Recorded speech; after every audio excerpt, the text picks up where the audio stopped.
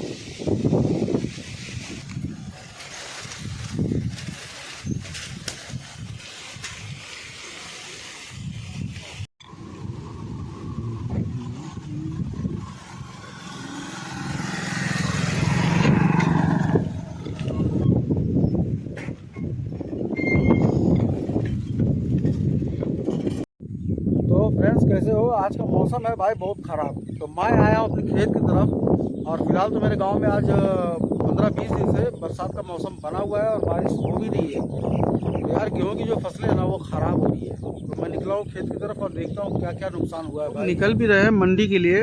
तो फिलहाल कुछ किसान जो है फटाफट भाग भी रहे, वो रही 2-2 गाड़ियाँ। और मौसम आज का इतना ख़राब है कि बारिश अगर हो गई तो जो बचे हुए हमारे गेहूं की फसल है ना, अगर बारिश हो गई ना तो सच कहता हूँ जो भी हमारी बची हुई गेहूं की फसल है ना टोटल लॉस हो जाएगी। तो हवा काफ़ी तेज़ भी है और देखता हूँ। तो मैंने कहा ना यार कि ऐसा तो कभी होता नहीं था, लेकिन इस बार मौसम इतना बिगड़ चुका है ना कि क्या कहे। आप देख रहे हो ना इतना भागम दौड़ी मची हुई है कि लोग बाइक से निकल रहे हैं अपने खेतों की तरफ। गेहूँ जो हम लोग मशीन में डाल के उसका भूसा बनाते हैं, तो फिलहाल यहाँ काफ़ी था लेकिन सारे के सारे उड़ गए। ये देखो सिर्फ इतना ही बचा हुआ है भाई। सब उड़ के वहाँ खेतों में उस तरफ वहाँ से सब उड़ उड़ के सब यहाँ तक नुकसान होगा। हवा तो बहुत तेज़ है। यहाँ भी रखा भूसा उड़ चुका है और वहाँ भी खेत में रखा सब उड़ चुका है।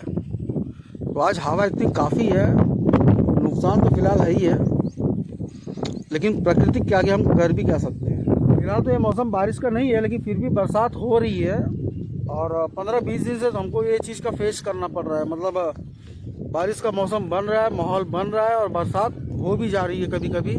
आज सुबह ही बारिश स्टार्ट हुई थी, इसलिए मैं भाग के अपने खेत की तरफ आया और ये देखने के लिए कि क्या क्या हो रहा है भाई। हवा काफ़ी तेज़ है, हवा से पता ही लग रहा होगा।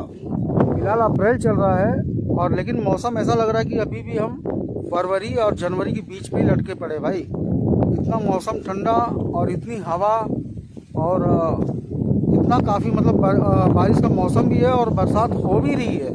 फिलहाल तो ऐसा कभी होता नहीं था, लेकिन इस साल काफ़ी जो है नुकसान हो रहा है। तो ये कुछ खड़ी हमारी फसलें बची हुई है और इनको काट के कोई मतलब भी नहीं होगा, क्योंकि अगर हवा काफ़ी तेज़ अगर हो भी गई तो ये सारे के सारे जो हमारे गेहूँ की फसलें हैं ना ये उड़ जाएंगे। तो एक तो समस्या ये है कि अगर हम इसको काट भी देंगे तो भी ये खेत में टिकेगा नहीं, उड़ जाएगा। तो इसीलिए अभी हम इसको छोड़ के रखे हैं और जब ये हवा रुकेगी तब इसकी कटाई स्टार्ट करेंगे।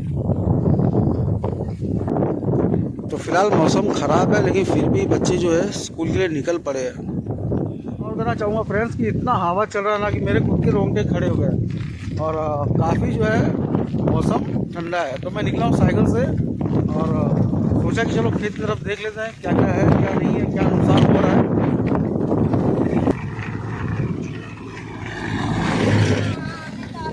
भाई ये है बेल का फल।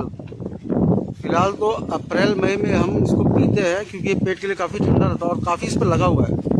तो भाई इतनी हवा चल रही है ना तब इसकी ज़रूरत भी नहीं पड़ेगी। तो मैंने कहा ना कि मेरे पीछे है बेल का फल, लेकिन अब इतनी ठंडी पड़ रही कि शायद अब इसकी ज़रूरत भी नहीं पड़े। तो मेरे पीछे है, मेरे खेत में भाई लगा है बेल का फल, और फिलहाल अप्रैल मई जून में हम इसका रस निकाल के पीते हैं। तो मुझे तो नहीं लगता भाई कि इतनी ठंडी पड़ने के बाद इसको पीने का मन भी करेगा। तो काफ़ी फल लगे हुए हैं मेरे सर के ऊपर।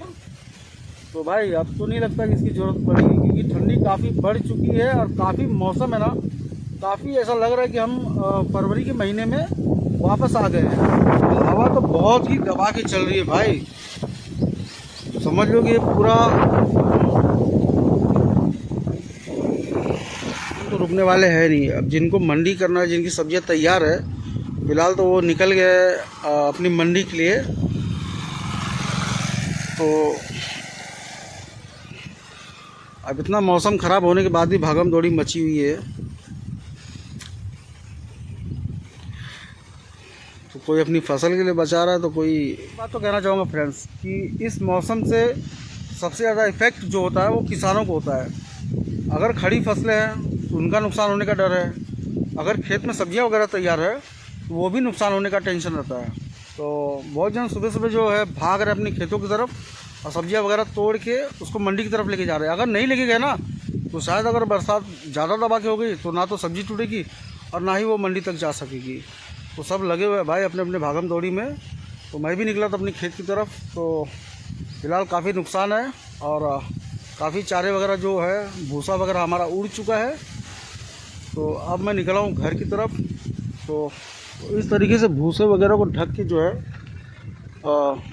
अब लोग बचा रहे हैं। अगर इस तरीके से ढका नहीं जाना भाई तो एक भी जो है खेत में बचेगा नहीं। तो भाई इस तरीके से देखो हवा से उड़ के यहाँ तक आ गया है और जो लोग हैं ना वो लेके भाग रहे हैं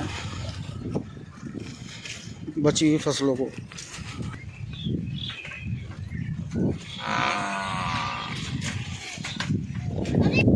मैं एक बात कहना चाहूँगा फ्रेंड्स कि अगर बिन मौसम की बरसात जब होती है ना तो लोग इसके लिए तैयार नहीं रहते कि बरसात होगी तो हम ये करेंगे। अचानक जब मौसम ख़राब होता है ना तो बहुत ज़्यादा ही फेस करना पड़ता है। तो मैंने कहा ना कि देखो भूसा यहाँ भी काफ़ी सब उड़ा हुआ है और हवा भी काफ़ी तेज़ है। तो इससे ना जो फसलों को काफ़ी नुकसान होता है, क्योंकि इस टाइम में सिर्फ गेहूँ की फसलें और थोड़ी बहुत खेतों में जो सब्जियाँ लगी रहती है टमाटर वगैरह और बाय द वे और कुछ भी, तो इनका नुकसान होने का काफ़ी डर रहता है। अगर बरसात हो गई बिन मौसम के तो समझ लो इसका नुकसान तो भाई सबको झेलना पड़ेगा। तो फिलहाल तो मैं निकल के आ गया हूँ अपने दूसरी खेत की तरफ। तो वहाँ भी मैंने कहा कि थोड़ा देख लेते हैं। तो फिलहाल तो यहाँ का जो हमारा गेहूँ है ना वो कट चुका है, लेकिन फिर भी मैं थोड़ा सा घूमने के लिए आया। तो सबसे बड़ी पॉइंट वाली बात मैं फ्रेंड्स ये कहना चाहता हूँ कि अगर बाई द अगर बरसात गिरी या गेहूँ की फसल अगर भाई नुकसान हो गई ना तो जो गेहूँ का रेट है ना वो फिर मार्केट में बढ़ जाएगा।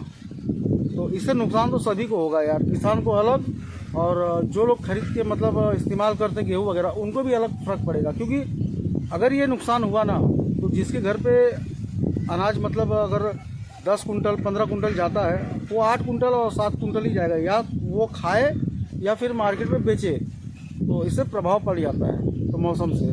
तो यार फ्रेंड्स ये मेरा छोटा सा ब्लॉग था। आज का मौसम ख़राब था, मैं अपनी खेत की तरफ गया था देखने के लिए। तो बाय एंड सी यू यार। अगर अच्छा लगे तो मैं निकल गया घर की तरफ। तो ठीक है, जितना नुकसान होना होगा होगा, क्या कर सकते हैं, प्रकृति के आगे। ठीक है, क्योंकि हम नेचर से लड़ाई तो लड़ नहीं सकते।